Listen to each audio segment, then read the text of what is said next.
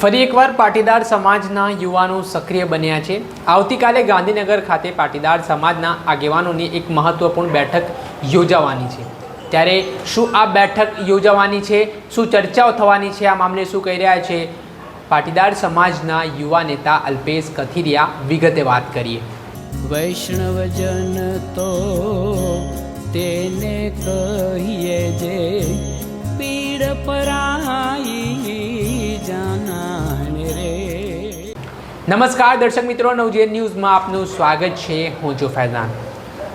આજથી 2016ની આસપાસ ગુજરાતમાં પાટીદાર અનામત આંદોલન થયું હતું। અનામત આંદોલન દરમિયાન પાટીદાર સમાજના યુવાનોએ જે સક્રિય ભૂમિકા નિભાવી હતી, સરકારને નમતું ઝૂકવું પડ્યું હતું। પરંતુ એટલું જ નહીં, આ ઘટનામાં પાટીદાર સમાજના આગેવાનો સામે પોલીસ કેસ પણ થયા હતા અને આ સમગ્ર મામલાને લઈને પાટીદાર સમાજના લોકોએ નિર્ણાયક અને લડાયક સરકાર સામે ભૂમિકા બાંધી હતી।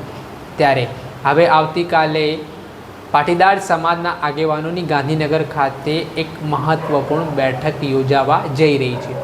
આ બેઠક કયા સંદર્ભમાં યોજાવાની છે, કયા કયા મુદ્દાઓ પાટીદાર સમાજના આ બેઠકમાં પ્રખર રહેવાના છે, શું તેમની સમસ્યાઓ છે અને શું મુદ્દાઓની રજૂઆત તેઓ સરકારને કરવાના છે, અને જો સરકાર તેમના મુદ્દાઓનું નિરાકરણ નહીં લાવે તો આગામી સમયમાં શું રણનીતિઓ રહેવાની, તે તમામ બાબતે પાટીદાર સમાજના યુવા નેતા અલ્પેશ કથિરિયા સાથે વાતચીત કરતા તેઓ શું જણાવી રહ્યા છે તે સાંભળી લો। આવતીકાલે શનિવારનો દિવસ છે। પાટીદાર સમાજની એક મહત્વપૂર્ણ મીટિંગ યોજાવાની છે। આપણી સાથે પાટીદાર સમાજના યુવા નેતા અલ્પેશ કથિરિયા જોડાઈ ચૂક્યા છે।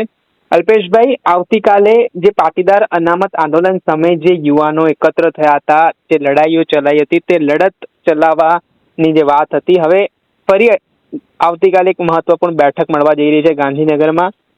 કઈ બેઠક, શું કારણ છે આ બેઠક મળવા પાછળનું ને શું આયોજન છે?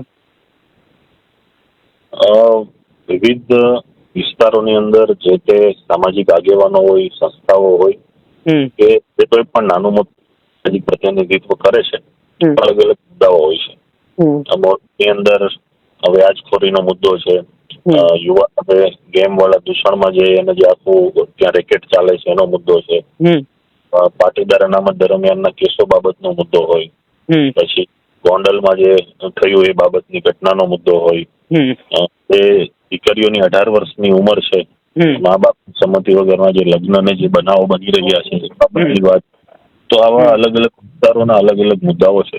ઘણા મુદ્દા એવા છે કે પાટીદાર સમાજને સંકલિત મુદ્દા છે, ઘણા મુદ્દા એવા છે કે જે ગુજરાત સમાજને આવા દરેક મુદ્દાઓ ત્યાં ચર્ચા વિચારણા અને ચિંતન એના પર થવા માટે આવતીકાલે ગાંધીનગર મુકામે પાટીદાર સમાજના જોડાયેલા લોકો, એની સાથે જોડાયેલી વ્યક્તિઓ, બીજા સામાજિક આગેવાનો, સૌ લોકો સાથે મળીને ભેગા થઈને ચર્ચા વિચારણા કરવાની છે।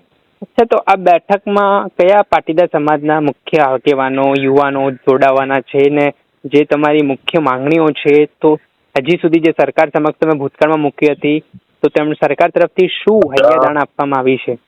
જે લોકો આવવાના છે બધા મુખ્ય જ છે, આમાં કોઈ મુખ્ય કે કોઈ વિશેષ ચહેરા કે એવું નથી। દરેક લોકો જેને સમાજ પ્રત્યે એક છે એ દરેક લોકો આવવાના છે, જોડાવાના છે, ચર્ચા વિચારણા કરીશું, એનો નિષ્કર્ષ કાઢીશું અને જ્યાં જે તે સમજો કાયદા વિભાગ હોય તો હોમ મિનિસ્ટર છે, બીજો કોઈ ડિપાર્ટમેન્ટ હોય તો એના મિનિસ્ટર છે, કોઈ મોટા મુદ્દાઓ છે, મુખ્યમંત્રીશ્રી છે, એને મળીશું અને આનાથી જે આખો ચર્ચા વિચારણાનો નિષ્કર્ષ નીકળશે સરકાર અમે રજૂઆત કરીશું।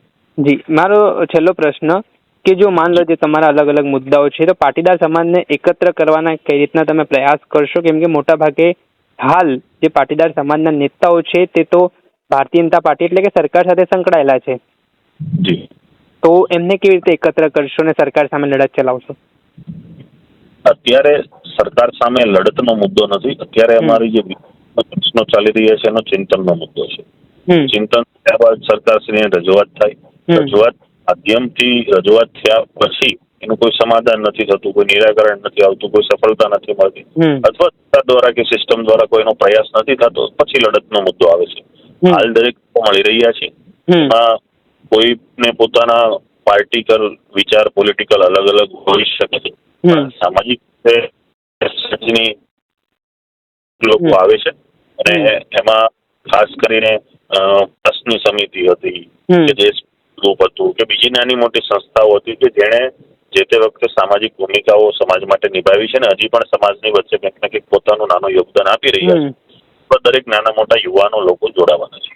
આપણે સાંભળ્યા હતા પાટીદાર સમાજના યુવા નેતા અલ્પેશ કથિરિયા. તેમણે જણાવ્યું છે જે અલગ અલગ મુદ્દાઓને લઈને કાલે મહત્વપૂર્ણ બેઠક પાટીદાર સમાજના આગેવાનોની ગાંધીનગરના સરગાસણમાં મળવાની છે.